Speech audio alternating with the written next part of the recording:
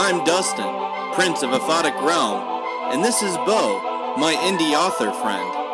Fabulous powers will be revealed to you the day we hold aloft our mics and say, I have the geekdom!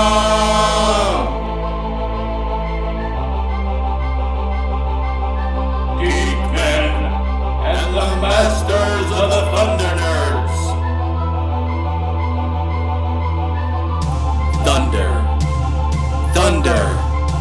Thunder Nerds! Ho!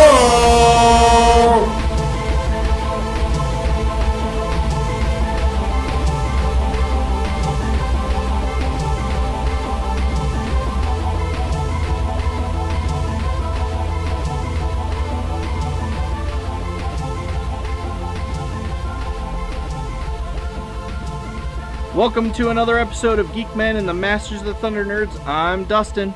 I'm Bo. And this is the podcast that talks about all the things you love. Without all the hate. That's right. Today we are here with the Grey Room's co-creator Brian Black, and we're going to talk about Toy Biz and maybe some other stuff. We don't know. We haven't even started our conversation yet at all. Nope. But it's going to be great. Welcome, Brian. Thanks. It's great to be here, guys. Yeah, so for those of you that don't know what the Grey Rooms is, it's a podcast that's sort of like a serialized podcast, an audio drama, different stories from writers. Each one sort of has like a death at the end, but there's one story that takes it and carries it all through, and Brian's sort of like the mastermind behind that one story that carries about Raymond, and it's about waking up and you're in a room and you have to choose a door and you don't know where you are and you don't know who you are and you don't know why you're there. So it's an awesome podcast. It's awesome to listen to. So make sure you get over there and listen to it. And so, yeah, welcome, Brian. Thanks. Hey, first question. Can you describe a store for me, please? Would you like to know about a general store or an adult store? Well, just describe how you would describe a store from any perspective, really. And the vaguer, the better.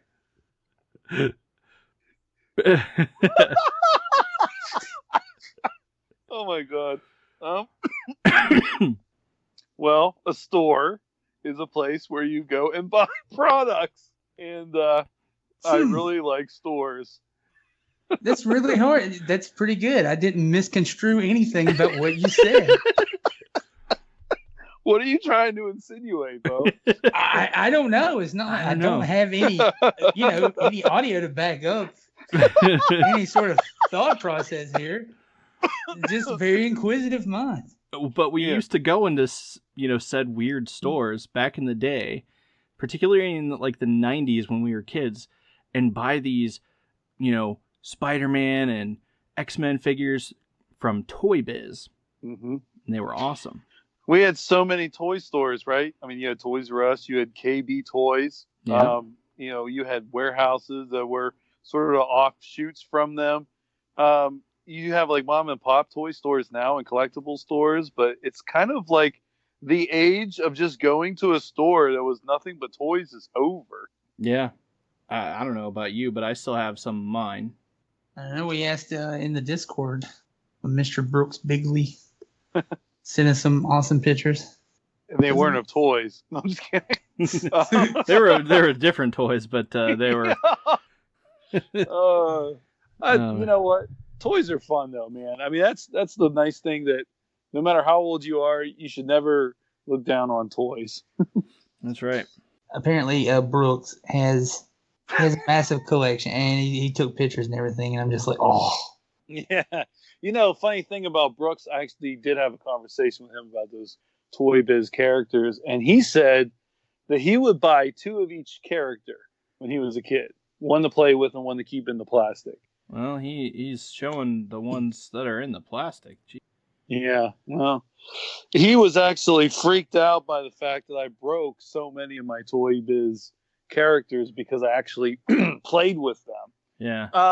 And he was like, Brian, you're a destroyer of toys. But, I mean, they were superheroes. They fought other people. Yeah. I mean, like you don't just take your toys and make them like kiss. I mean, like, you're not rubbing their bodies together. You're playing with them. And it's not even like, I don't know. I don't think I threw them against the wall or anything. Mm-hmm. It's just, I think I had a conversation with Bo the other day. Take like Wolverine, the second Wolverine 2 that they released in Toy Biz. And that was the one that looked like the cartoon. Yeah. The yellow and blue. Yeah. Yes. Not the orange. No, Yeah, right. yeah. Orange was the first one. Then they did him. Then they did like Wolverine 3, who didn't have the stripes and didn't have his mask on. Yeah. But Wolverine 2, I went through like 2 of them because his Elbow claws. joint.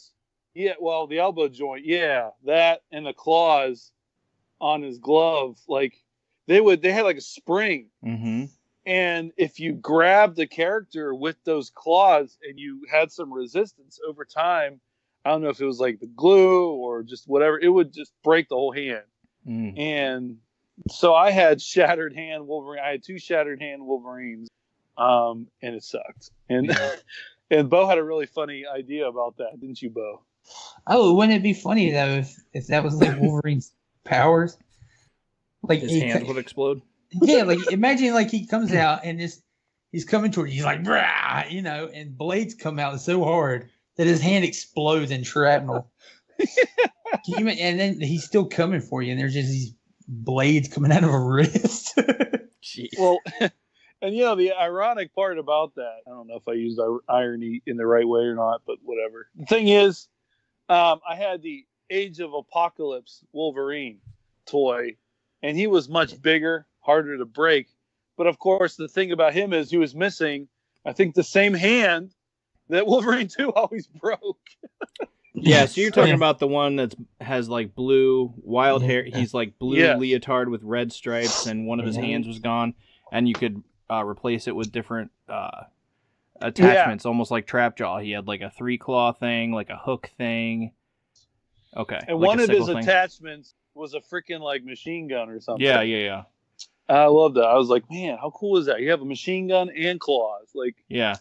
They basically just made a Toy Biz Wolverine Trapjaw, basically.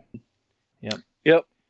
And that's the thing. The Age of Apocalypse toys were some of my favorite because they were bigger and they were hardier, like the Magneto. Yeah. Magneto Age of Apocalypse was awesome, although he did kind of have the weird hair. His hair was like in 2 ponytails that went down like his chest. Yeah. And I was like, what? But it was still really cool. Yeah, the only ones I had from Age of Apocalypse were the Wolverine and Sabretooth, because those were my 2 favorites always, was Wolverine, and he was actually my first Marvel character. My first comic book ever was a Wolverine comic book. So that sort of started me into the whole comic book and then Toy Biz figures and stuff. So I think my first figure was that Wolverine 2. The elbow joint broke. I think it was on the one on the open hand, because he had sort of like a claw, like a closed fist. Mm-hmm. And then he had one that was sort of like slightly open hand, like you could have stuck a beverage in it, like a beer. Yeah. It's sort of because he came with a laser gun. Yeah. I'm looking at that picture of Brooks's. He actually has a picture of it there. Yeah. The one thing that I can say, holy moly, did we get some amazing figures. Figures that you would never see, like, ever. Like, you look at the back of the card, and there were so many characters that you'd see, and it's just like, every character you could even think of, like, would get a character, would get a toy.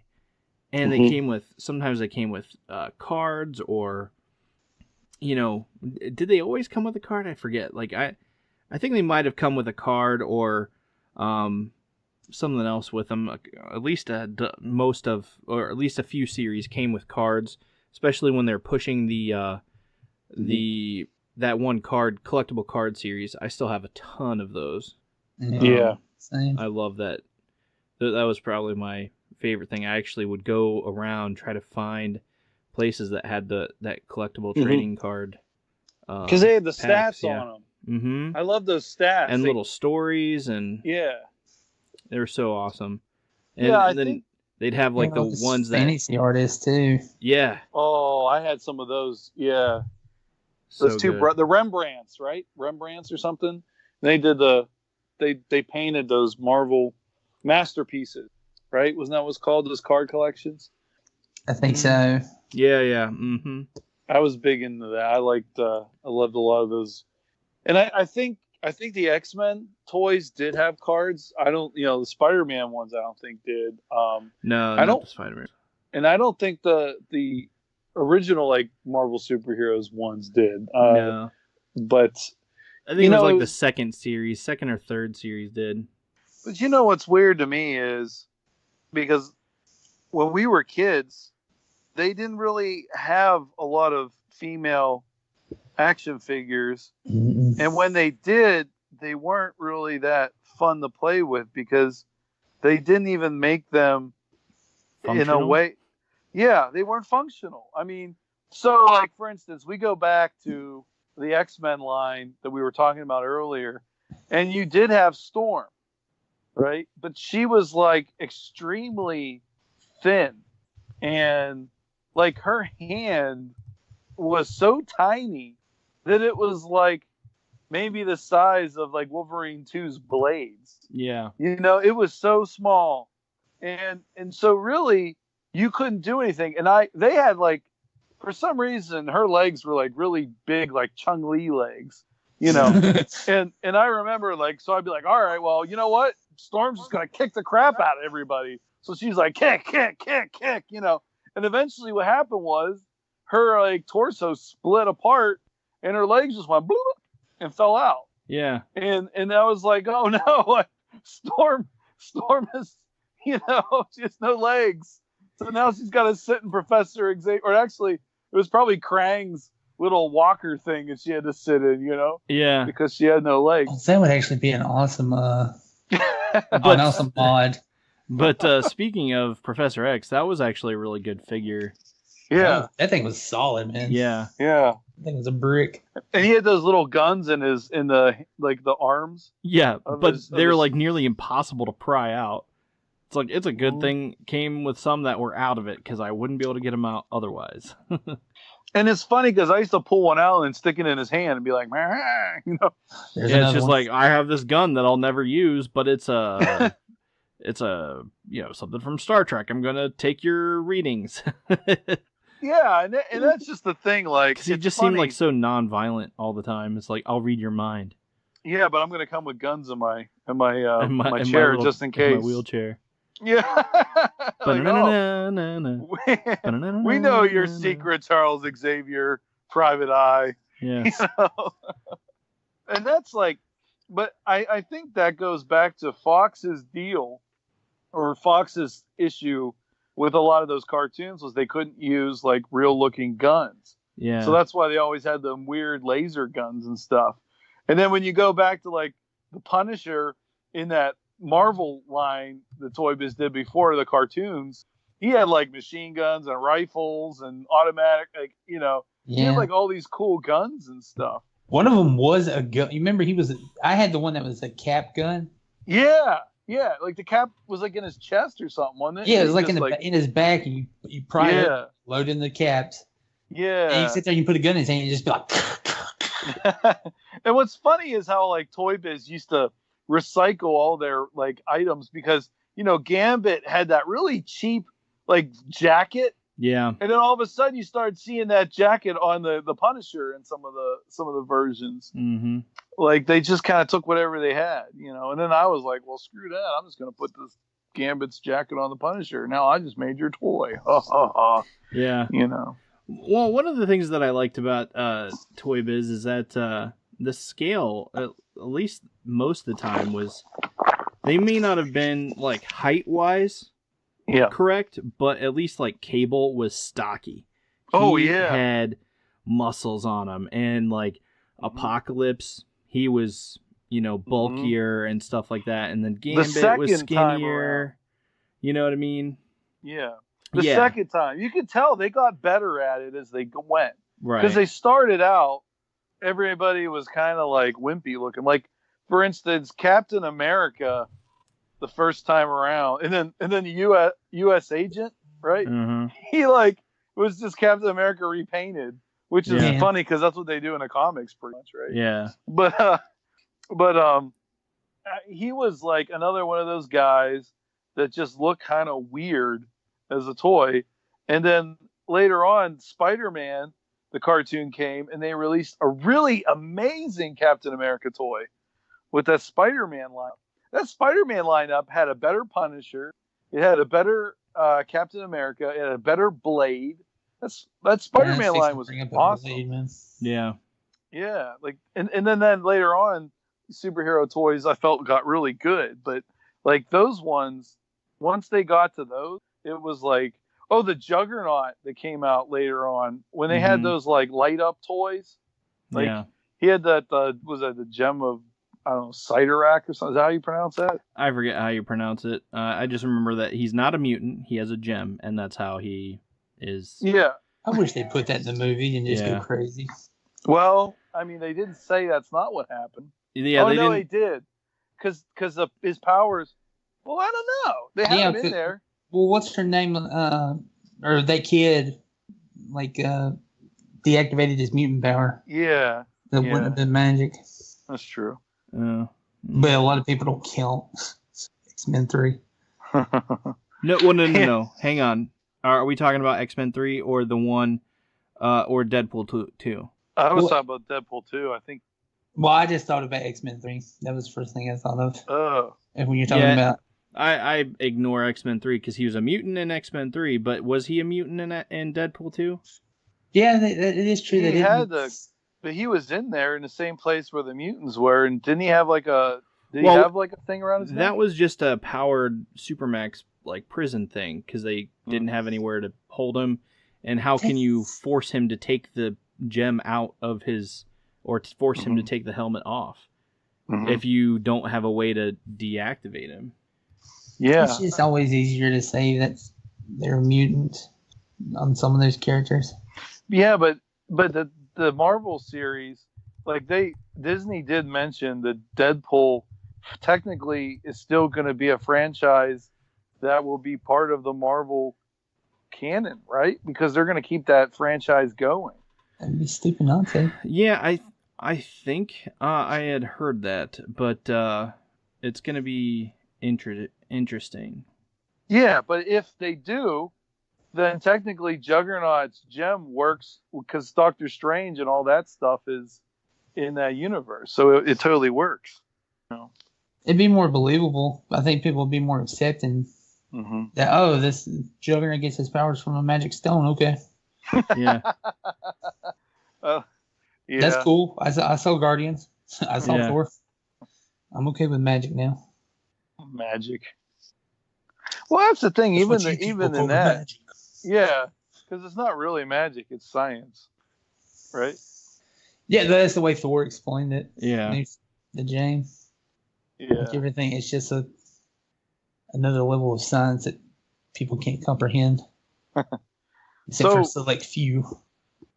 So when you guys play with your action figures, like, what did you do? Like, was Spider-Man, and like all the characters? Did you keep just continuing the stories of your favorite characters, or did you just kind of like do your own thing with them?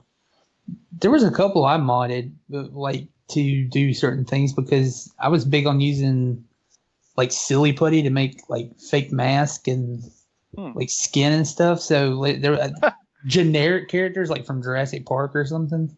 Yeah. They would just all of a sudden oh look, Jason Voorhees showed up. Since they didn't really have those figures back then. Yeah. Do y'all remember the Corsair, that action figure? Yeah, I had it. I had Corsair.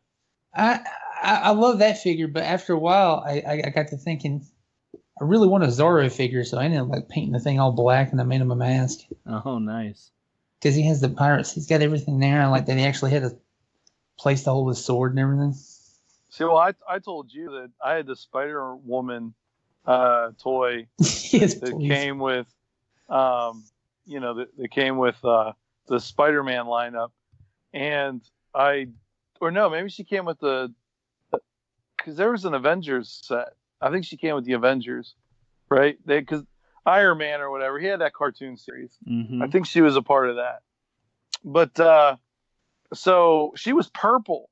She had like the symbiote looking costume, but she was purple. And I was like, no, it needs to be black. So I took a Sharpie and I colored all of the purple because I wanted a black Spider-Woman. Yeah. You know, I remember that. I told you I had to fix that black cat because they didn't put the mask on her. Yeah. They drew the outline of a mask, but it wasn't like a filled-in solid domino mask. That really bothered me as a kid. It's funny, like all this little stuff you do. I for me, I tried to like use all of my toys, but like I wanted to at some point. I was real big on like RPGs back in a certain point, like Chrono Trigger and Final Fantasy and stuff. And I wanted to work for Squaresoft. You know, I wanted to work for Squaresoft, and I wanted to go to like, I wanted to like make RPGs and stuff. So because I couldn't, and because I didn't have a computer in those days, you know, we didn't have, this was before Windows 95 and before like, you know, computers were widespread in everybody's, you know, living room and bedroom and stuff. To me, like I needed a medium to write, to develop my own stories because I wanted to do that. I wanted to tell stories. And I wasn't going to just take a pen and paper and just like kill my hand by writing all the time. Because who does that? You know?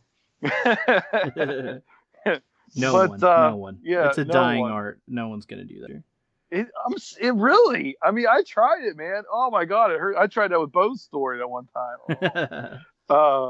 But you know, to me, it was like, okay, I have all these action figures. These are gonna be like my tools. So I set apart building a universe out of these toys. And I remember I had a magic system. You know, like the colors on their uniforms were like what kind of magic they could. So like if you had a lot of browns on your costume, if you had a lot of like, you know, earth tones, then you use like some kind of earth magic. If you had like a lot of red or orange, you had like fire magic and all this stuff. So, you know, I did that and I wanted to tell this story, and I used the Ghostbusters toys because they were like your civilian looking people, and I used like all this stuff. And I remember it stretched out for like days, and I would get mad if somebody moved my toys because they had to be where they, because it was like, you know, you were doing like a play or something. There was like dialogue, and you know, and I would consider their fight scene like almost like a battle in an RPG. I remember actually kind of thinking like the combat system in the game Xenogears, you know, that came out with the PlayStation was something similar that I was playing with my action figures. And I remember being kind of sad, like, oh man, if I was like an adult, you know, I would have had this. But yeah, it was weird because like, so, you know, you would have like Magneto, and like I remember specifically he progressed throughout my story through like 3 different toys. Like, so he started out as the first Magneto from the Wolverine or from the X-Men series, the one with like the helmet that came off and he had like the magnets on his hands. Oh yeah, and, you know, yeah. And but he looked like this old man. Like he really kind of was like, cause he had like his hair was like parted and he just looked like this, like, he looked like this goofy old man, you know. He didn't look like a dude with white hair or really blonde hair. He looked like an old dude. Yeah, he looked like you're like substitute math teacher or something, you know? Like he didn't look like somebody that was worth playing with. You're like, put that helmet back on. He looks like a dork, you know? So I had him as this like aged like wizard, you know, and he desperately wanted to gain more power. So he was looking for this. I remember he was looking for like some kind of power source that would energize him and basically give, because he was like a fire wizard because of the magenta colors like I was talking about. So he ends up finding, and you remember like Apocalypse, the first toy had this like staff, and there was like a gem inside the staff that would come out. So he had to find this in pieces. So he finds the gem in my story, and it energizes him only like to a point. So then he becomes Magneto 2, which was the super ripped Magneto. I mean, if you look at his toy, he had like muscles out of his muscles. Like, It was crazy. His helmet doesn't come off, but he's got that like thing on his back where he can make sparks in his chest. He got so swole, his helmet doesn't come off anymore. Yeah. Like, I mean, it was weird. But like he had that then he had that like weird all plastic like molded cape too. Yeah. So he became that guy, and then that guy looks more like intimidating and more powerful. So he was that. And then after that he gets the staff, and then he becomes the Age of Apocalypse Magneto, which really to me kind of felt like the Magus the Magus, I guess, of like Chrono Trigger. Like he always reminded me of that for some reason. So then he became that guy. So he had like he did it like that figure looks like final boss form anyway. Yeah, it's more like the ginormous shoulder pads and the creepy eyes and the helmet and everything. Yeah, but he looks like almost elf-like the way his face was. I think. Yeah, he looked cool, and I was like, man, like so now he's like full power. He controls fire like nobody's business. He can like boil the blood in your veins, and kill you. Like he was the most, epic like wizard now and one of the bad guys. And so that's what I did, I just kept doing like all this stuff. Everybody was no longer who they were supposed to be. They were just somebody else in this universe. And like if you look futuristic, then you were from the future, because there was like a past, a present, and a future. And in order to like save the world or universe, they had to go back and forth.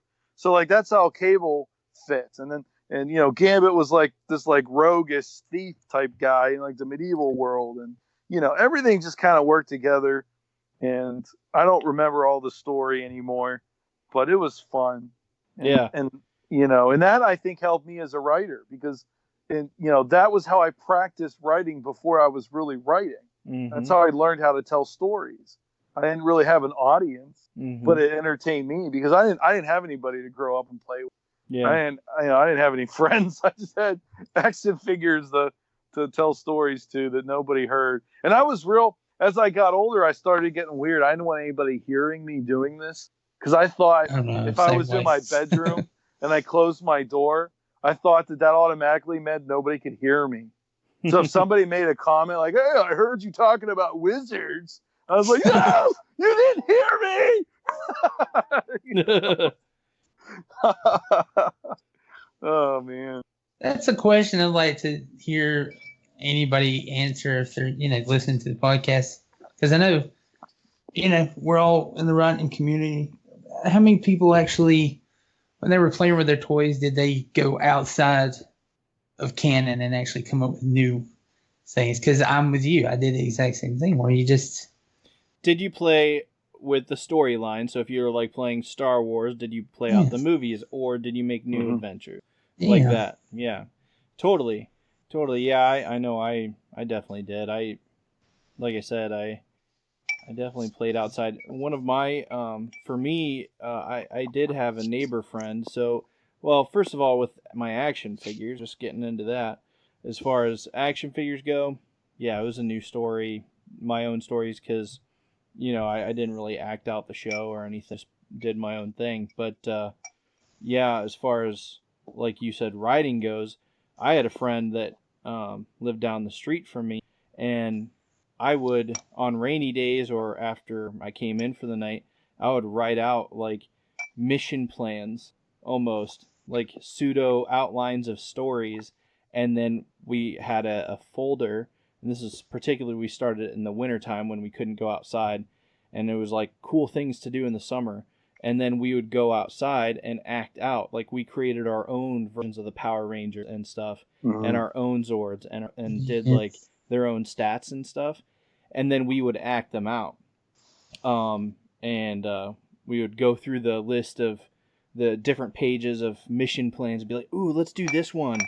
And then we would act out that one and sort of play through that mission and just go through that. It was a ton of fun. So I mean, I totally get the whole creating storylines and practice writing almost like as a starter. So it just reminds me of all that. Yeah, because we didn't have the language that we can have now. Mm-hmm. So all we had was that like raw power that your imagination can create. Yeah. And so it's great. And I remember you posted on Twitter, I think, some of those cards or some of the things that you had from those days. Like you showed us some of those stats and different things you guys did. Yeah, like I think you still had them. Yeah, we. I think my dad took it to his work and did a ran the cards through a laminator, but it was like our little FBI card, so it had our name and our stats and our like code ninja, different stuff like that. It was a lot of fun, my buddy and I did a lot of cool stuff like that. Well, don't you think it things like this that makes not just action figures, just toys in general, they're very important to that kind of development in a child. And a lot of toys don't really, a lot of modern day toys for children they just aren't the same. Yeah, I know, like, for example, I noticed my kids don't play with their toys the same way that I did.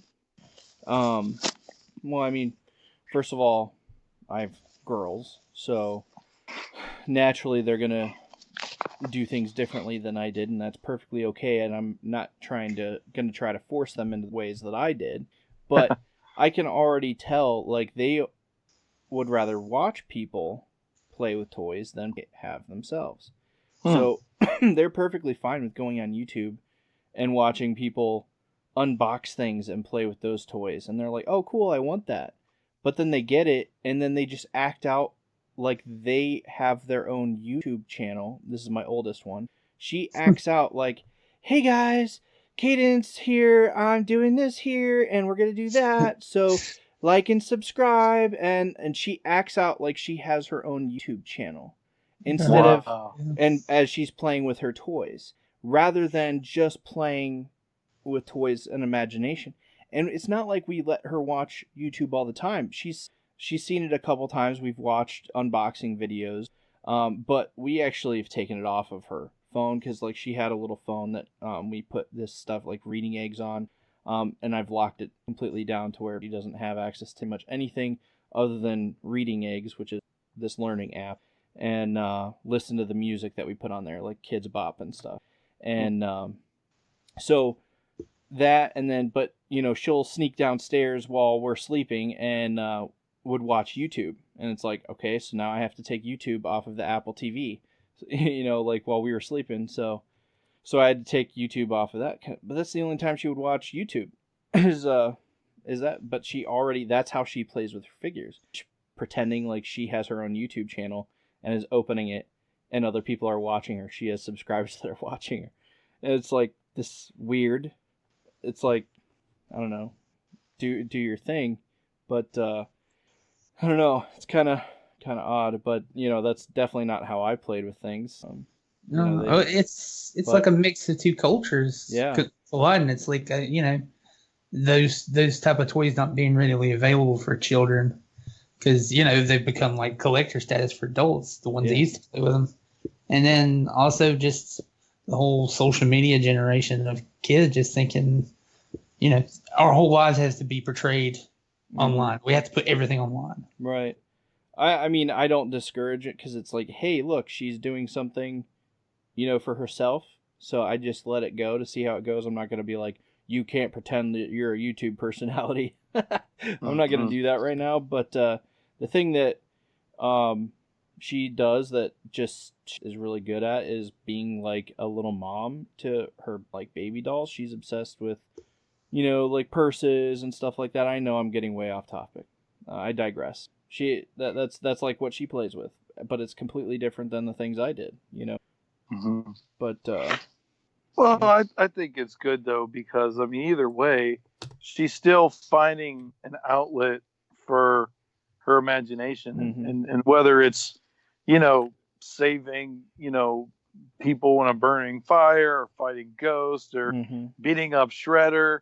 I mean, even if it's just something like, just having her own YouTube channel, it's showing though that she still kind of has, she has thoughts Yeah. outside of being a kid, and she's developing, dreams and goals. And so I think it's still healthy. I mean, I think that like when we were kids, all of these superhero toys were marketed for boys, period.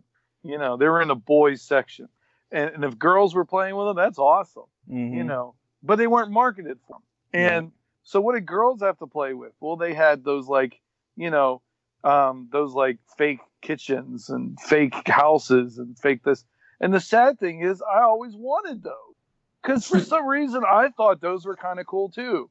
Yeah. Like I remember in kindergarten, we would do that. We would pretend like we had these like fake like cardboard bricks, and we would pretend they were steaks, and we put them on like the fake kitchen and heat it up and make dinner for everybody, and everybody was like pretending to be this family in kindergarten. It was crazy, but it was fun. I think that in the end, like the whole point of being a kid and having toys is to do something. I remember my sister had this crazy lion picture, and it was the scariest picture to me. It was like, it had like the eyes and the snarl of this like lion or tiger or something. And like the rest of its body was just streams of color. It was like a black background and just streams of like neon pink and orange and blah, blah, blah. And there's lines everywhere, but it made this ferocious looking beast.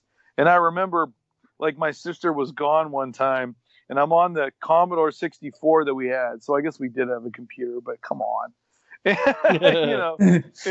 And I remember being on it. I'm pretty sure that was your slogan too.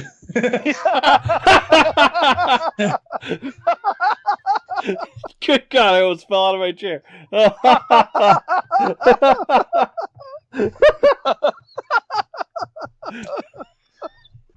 All right. Sorry, continue. I didn't. No, I caught me off guard.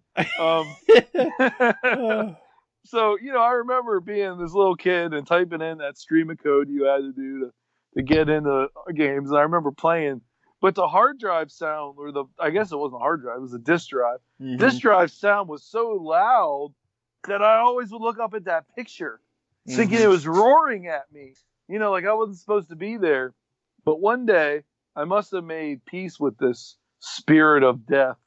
Because, because my parents said that I was pretending to be a weatherman, and I was pointing a stick at all the colors going, well, today a cold front's going to be here. And so, like, I'm just thinking to myself, like, man, I wonder if, after what, like, you were saying, like, about the social media thing, I wonder if my dad was like, my son's going to be a weatherman when he grows up. What a piece of crap. He's got to live with subpar standards, being wrong most of the time. I mean, if he's going to lie to everybody, you might as well be a lawyer. I'm sorry. Make some real money. No, you're not. I'm sorry if you're a weather man or woman too, Weather person. Do you have like weird flashbacks when you hear like a hard drive working extra hard? Extra hard. Yeah. It's just like, and you're just like, oh. Okay, I'll be honest with you. This is kind of sad. I was afraid. I had a very sheltered life, I think. I don't know. I didn't have anybody to play with. So I really don't want to go outside much, because what do you do outside when you're by yourself? I'm sure 100 people are like, I can do all kinds of things. But for me, I was like, I was like, I'll just get lost and die, because I had an imagination, and everything in my imagination outside was going to kill me. It's like, So anyway, I remember I was afraid of the wind. I was, because like I had my grandparents visiting from Florida when I was real little, and I remember it was so windy that it blew the screen out of the window, on top of my grandfather who was sleeping. So, you're like, my grandfather, like, he's like snoring. Yeah. And all of a sudden this thing, and then the screen just hits him in the face. He's like, oh, So it scared me. I don't know why. I was like terrified. So if I was outside and a breeze or like a wind started kicking up, I was running to the house. I was like, oh my God, I gotta get out of here. The wind is going to take me. Yeah. ATM. I was scared. I was so scared of the wind. I don't remember when I stopped being afraid of it. I just remember there was a point in time when I was afraid of the wind. So, and then of course, I'm going to die from a tornado one day, and you'll all be like, he knew. It was foreseen. I survived. I lived through a tornado, so. Oh, man. Really? Yeah. Yep. Hippers. I was just Holy cow. a wee lad. So But, were you like hiding in a basement or something? Or? Yeah. Well, when it hit, I was in the bathtub, and and then just the tornado came through and stuff was blowing over the roof of the garage. We could see out of the bathroom window, and I was pointing at it. My mom just picked me up, just wrapped the towel around me, picked me up, and then ran through the kitchen and sort of tossed me down the stairs. And I know, just the visual of that. just like that scene from Kung Pao. So cute.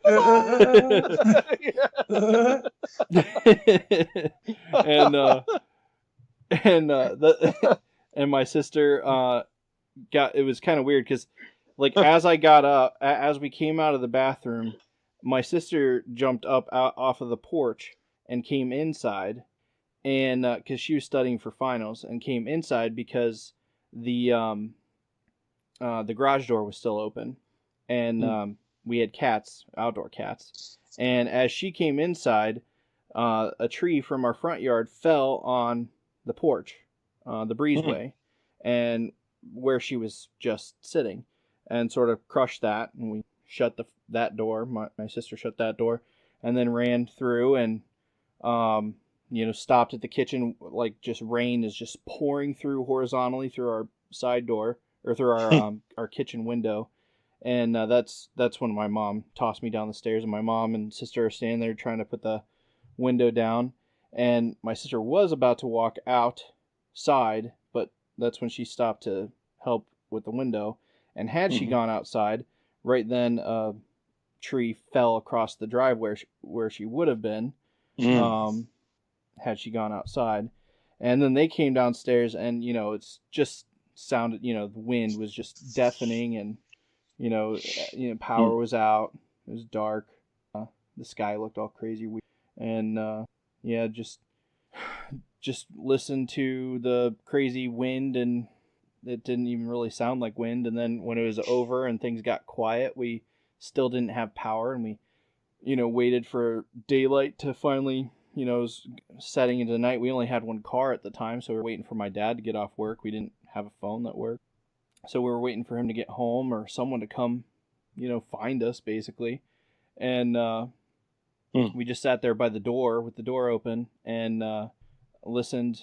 And it was just sort of deathly quiet. And we played some word game, how like when I'm going to the beach, I'll take this. And the next person has to repeat it and add something. We played that game and different things like that. And then we went to a neighbor's house who still had power, but in the aftermath, as the whole community sort of came together and was like picking stuff up. Like our neighbor's house, several houses down, like their entire roof was gone, and it was obliterated.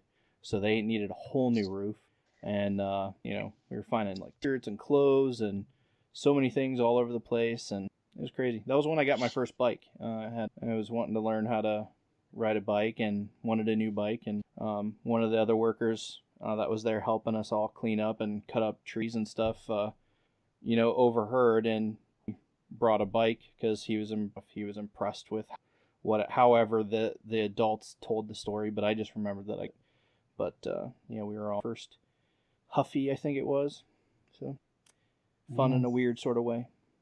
Just a weird experience to live through. Can you do me a favor? What's that? Can you, just so I can edit this, you just tell that story, just the end part, it's not a bike, it's a Toy Biz Weapon X action figure.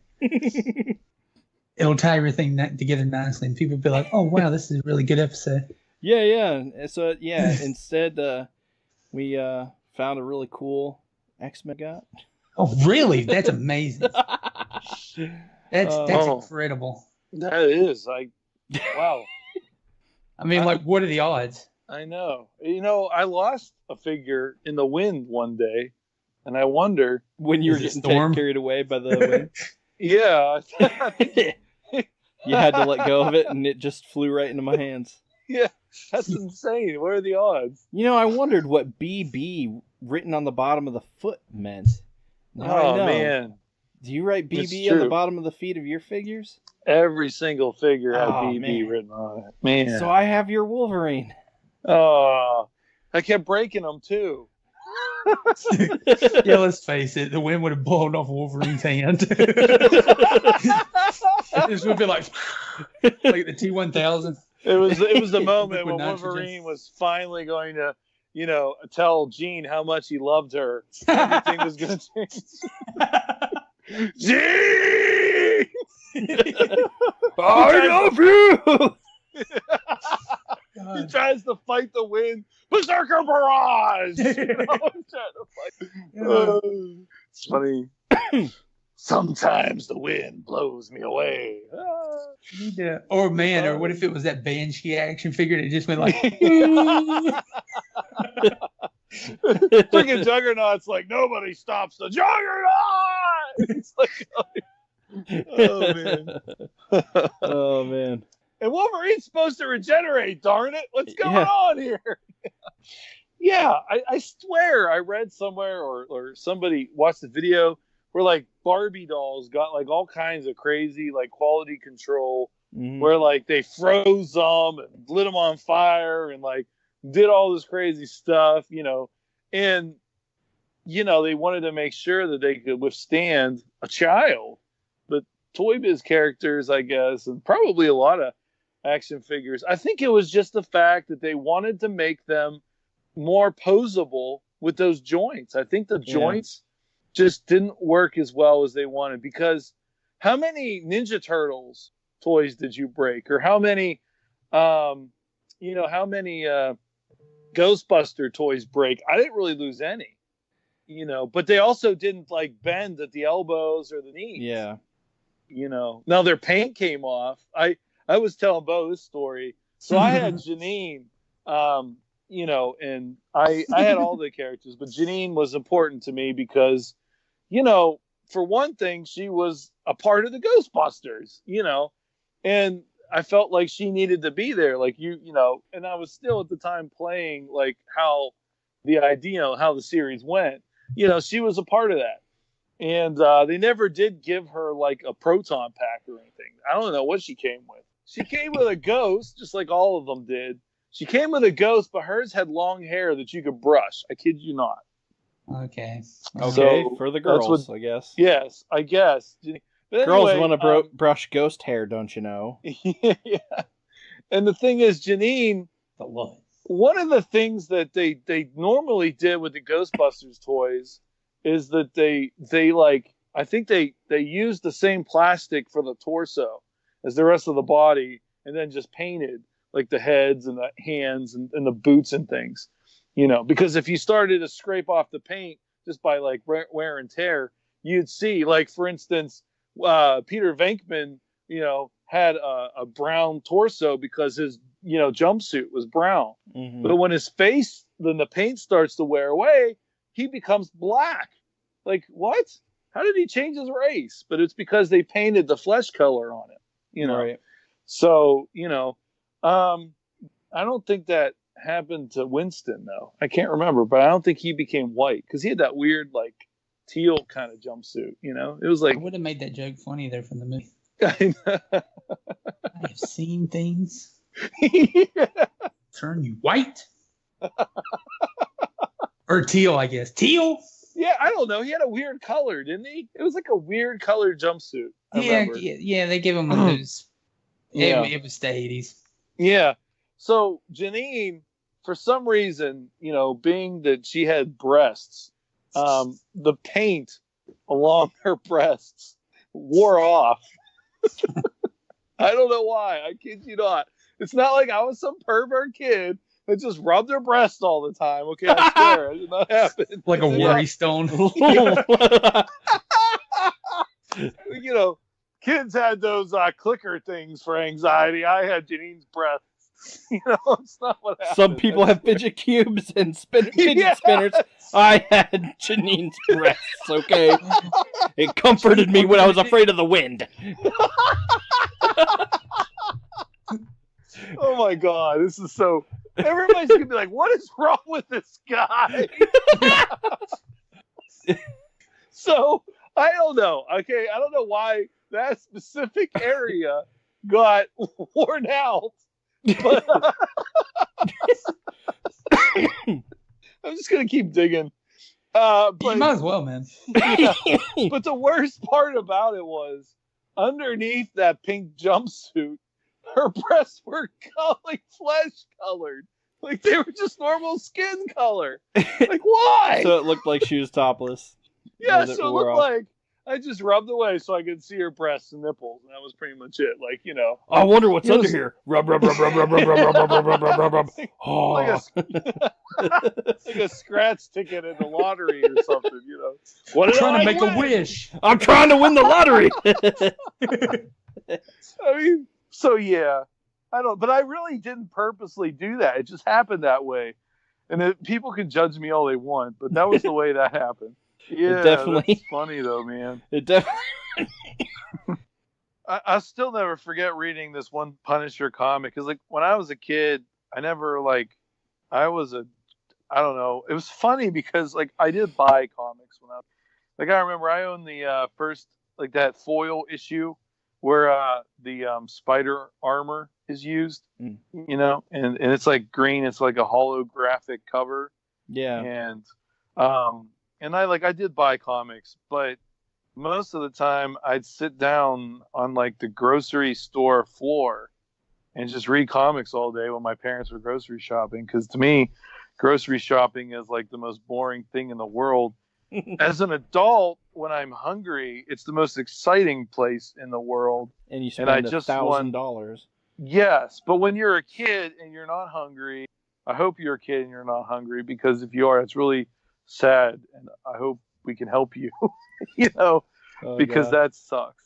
But when you're a kid and you're just there on the floor, you're just following your parents in these adult stores, and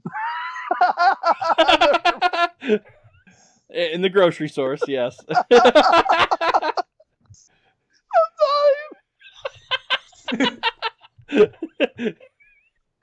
I can't. Oh God! So I can't many even. beaded curtains everywhere. I can't breathe right now. I just realized what I said. Mom, what's this? Is that a superhero costume? Put it back. Okay. But anyway, yeah. So you don't want to go to your mom or dad at a place that just has stuff that older people can't. Just say grocery stores. Just You're overcomplicating it. Stores are. I'm gonna stores flip are out. really. You don't have to be all vague and descriptive about it.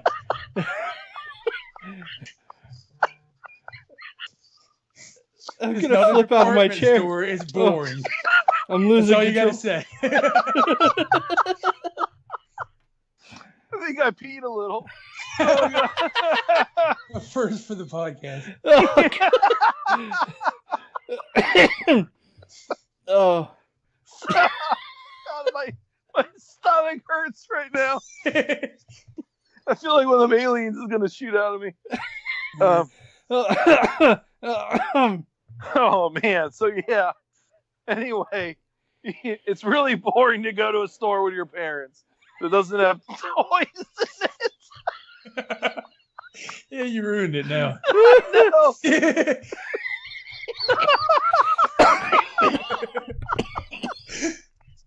No. Oh, So yeah. Oh, Anyway, man. I was a cheapskate, and I sat there and read comic books on the floor of a grocery store, and I have no idea what the point was. So, rather than buying them, Mine, that was done. It's gone. Oh, rather than buying comics, you read them at a grocery store. yes. And Yeah. I don't know why I even mentioned that now. Oh man, I'm dead. I died. Yeah, I don't know what happened. such a massive ache behind my eyeball. I only had an aneurysm. Bo's having all these like tics because of me right now. He's like, stop saying adult, stop saying grown ups. It's a bloody store, Brian. Just say store. Oh. Oh. Oh man. I don't even know where to go. Okay. All right. So, Brian does stuff. We do stuff. We like toys. Sometimes they're in adult stores. Oh man. God. I am seriously in pain right now. Like, This is, oh man. was it as good for you as it was for me? Oh God, I'm not gonna lie. I think I have the same amount of abs from this that Magneto did. Oh, Jesus. The ToyBiz Magneto workout. Just try to describe a store.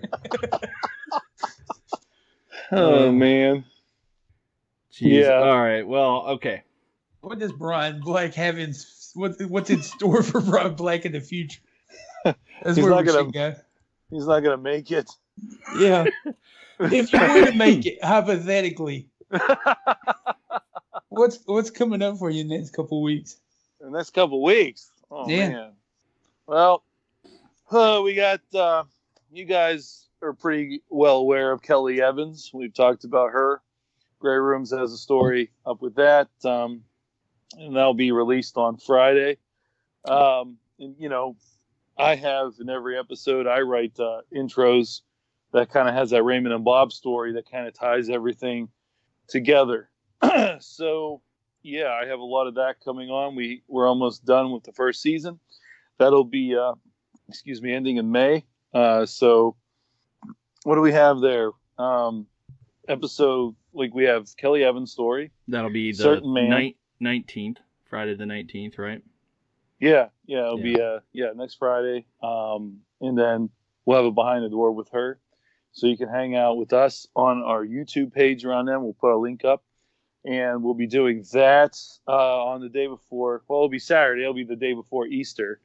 So you'll get to talk to Kelly. Well, you get to listen to Kelly Evans. You get to listen to me. We got, Alistair Mackey's a voice actor. And he's from Scotland. And I think he did a really great Russian accent for that. Kelly Evans' husband actually did some voice acting for that story. So that's going to be kind of cool for everybody. Nice.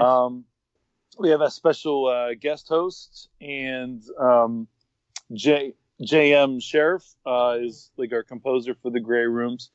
He has been working on quite a few for season 1, and then he'll be doing everything for season 2. And he actually, I think you were in with me, Dustin. He said that he did some research on Russian music theory just to come up with the music for Certain Man. So that should be, I'm excited about that. Yeah, I for can't sure. wait to hear what he came out with. He really And does a after- great job. Oh, Yeah, he does. just knocks it out of the park every single time. Yeah, I mean, and that's the thing, like, music is one of, if not the, like, most important thing in bringing these stories to life. Yeah. I mean, you get a great musical score, and you get a great musical score in a movie, in anything. And that really makes a show or movie. I mean, it's kind of hard to picture Lost without that epic music, in my opinion. Star Wars. Or Star Wars, Indiana Jones. I mean, when you get that, you get chills, right? I mean, Jaws.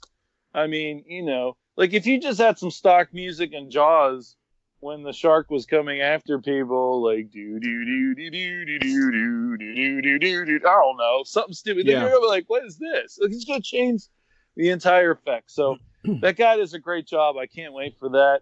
After that, Man and Lies It is going to be, he has a story coming up, and we conclude all the intros of the Grey Rooms, and then episode 13, the last final episode. That's my story. It ends the whole Raymond Bob saga for season 1. It's a whole story dedicated to that. Yeah. And that'll be, there's going to be a lot of different people in it. A lot of different, voice. And that's why I got to get this done. Yeah. But, I'm like, oh, man, got to get this done. And and the trickiest part for me is the ending, because that is the ending that it's going to stick people until season 2. Yeah. So you don't want to I'm not going to really I don't want to give an ending that makes it obviously the Grey Rooms, you can't have a happy ending, right? I mean, that's kind of a given. But I also don't want to just make it completely oh yeah, well, I saw. I mean, because I didn't even know if that was going to be something people cared about. Yeah. Like a backstory, or because when you think about Tales from the Crypt or something, we like the Crypt Keeper. He's crazy and he's always just kind of meddling around doing weird stuff. That kind of has something to do with the show, something to do with the story that's coming out. But we don't really care about the Crypt Keeper's story or anything like that. So the main focus seemed to be on the anthology when we were starting out and those stories. So it's kind of nice to see that people actually care about the kind of world we're building around the Grey Rooms and have an interest in that. And, for some people to actually, tell me, hey, I don't like this particular topic for the story, I'm going to pass. But I still want to be able to listen to Raymond and Bob. Yeah. Is something that's kind of cool to me. Yeah, people still got time to catch up before the big finale. Yeah. I think the idea to successfully end the series and not tick off everybody, because that seems to be how franchises that seems to be the fate of a franchise. Lost, people were unhappy with it. Sopranos, people were unhappy with it. Gilmore Girls, people weren't that happy with it.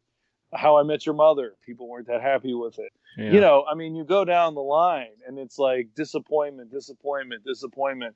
I think you should answer a lot of questions by the time you finish something, but you should answer all of them, because I don't think people really want to know the answer to everything. Yeah. Because there's nothing really fulfilling about understanding every single facet. The fact that we're drawn to something as we are is because we're curious and we don't know what's going on and we want to know.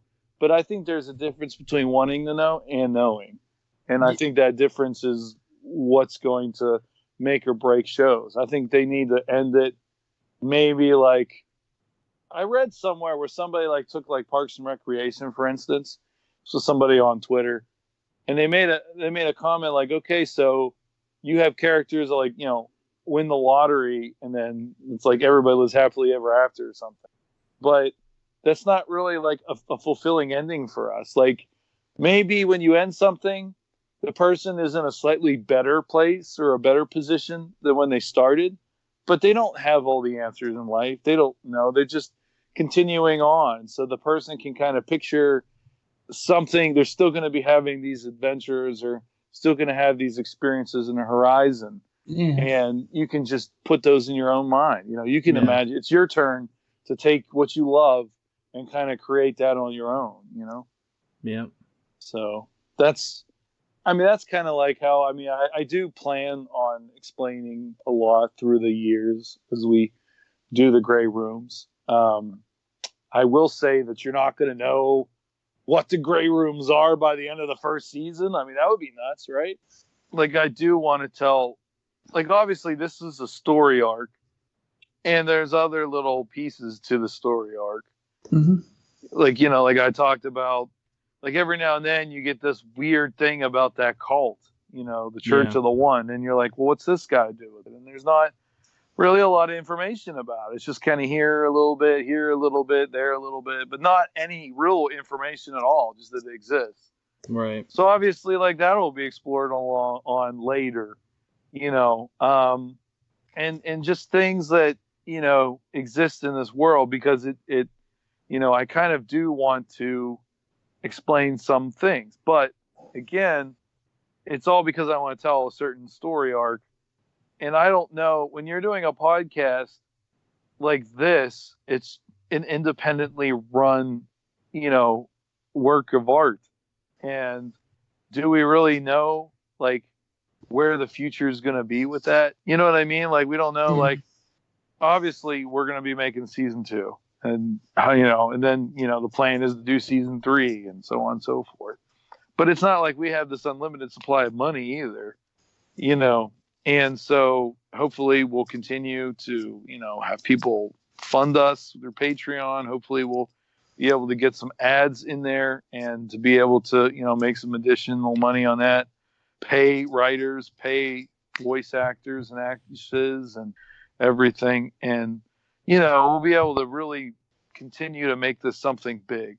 Yeah. But, you know, it's crazy. Like, it is involved. I think we're doing things that a lot of people aren't. You know, a lot of times, like, you'll hear, like, an anthology story where, you know, they have some musical ambience, but they don't really throw in a whole lot of, like, sound effects or different musical scores or different things like that, like we do. You know, that is a unique situation. So, you know, I want to keep doing that. I want to make it like a movie or a TV series.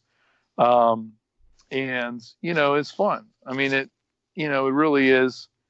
I will say that, like the stories I've been reading right now that were submitted, I'm not going to say like they're terrifying horror stories that are like going to like, kind of like how like people might have felt when they first saw like The Exorcist or something. Right. You know? I think they're just very, but I've gotten a lot of well-written stories that are kind of like, I think more like the Twilight Zone almost, you know? Yeah. Like unnerving or creepy or strange, but, kind of like a Photic Realm, huh? Yeah. But, you know, but I don't know. Like, I don't think so far anyways, I haven't seen anything that's, you know, really going to make somebody like want to puke, like Hunger Pains or I Love My Human with that sawing people to pieces and stuff like that Bear was doing. You know, so I don't know. I mean, it's kind of interesting. I love the variety that we have been getting. I don't have any past experience in editing magazines or editing books or, you know, short story anthologies or anything. So this is new territory for me. And everything's new. You know, I never really considered myself doing anything with social media before, like advertising or, you know, doing half the stuff that I've been doing, you know, for the Gray Rooms. And I'm learning so much every day. You know, I just can't wait. I can't wait to kind of get on to the next thing, because it's a challenge to me. I got all those intros written pretty early. Yeah, well, every single episode is just, you know, fantastically done, and just you guys are doing great over there. So, again, Brian, thanks for joining us and talking about all the things we talked about. Thanks for giving us a soundboard of blackmail that we don't have. So Toy Biz was great. Gave us a lot of great stuff to recap. We talked about a lot of other stuff that'll probably be cut out in inevitably a Patreon episode, or things you'll probably never hear. Because they're just that awesome and secretive. He told us everything about the Gray Rooms, yes, including the ending and the next 1 million seasons. We know every detail that you'll never know, because we're not going to tell, and it's going to be cut out. It's already done. Cut. It's done. But until next time, we'll have all the links in the show notes below. And again, Brian, thanks. It's been a pleasure. You can check out all of his stuff. Again, the links are below. Grey Rooms, final season's coming up. Next few episodes. Good stuff to look out for. But until next time, I've been Dustin. I've been Bo. And I guess I've been Brian. All right, have a good one. See you guys. See ya. Love you.